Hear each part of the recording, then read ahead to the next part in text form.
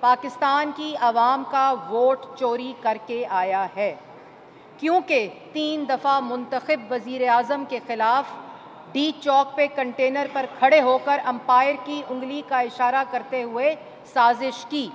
کیونکہ 23 فورن funding accounts بے نامی سے ملک میں پیسہ منگا کر منی لانڈرنگ کر کے ملک کے خلاف سازش ہو رہی ہے، اور اس کے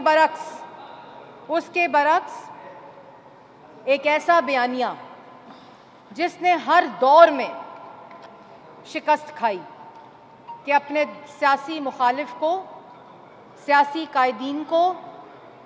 غدار کہو۔ تو میں صرف پاکستان کی عوام کو یہ بات کہنا چاہتی ہوں، کیونکہ یہ حکومت ہمارے لیے اب irrelevant ہو چکی ہے۔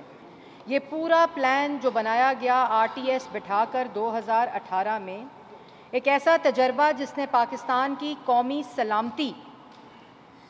اسٹیک کے اوپر لگا دی، ایک ایسا تجربہ جس نے پاکستان کی عوام کو روزگار، معیشت، آٹا، چینی، گیس، بجلی سے محروم کر دیا، اور پاکستان کے اندر آئینی حقوق، فنڈامنٹلز اینڈ ہیومن رائٹس اس وقت معطل ہے، اور ایک 2-2.5 سال سے ٹولہ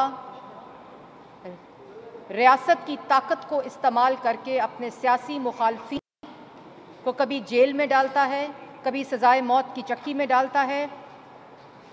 کبھی میڈیا کی آواز بندی کرتا ہے، کبھی میڈیا کو جیلوں میں ڈالتا ہے، مقدمے بناتا ہے، کیونکہ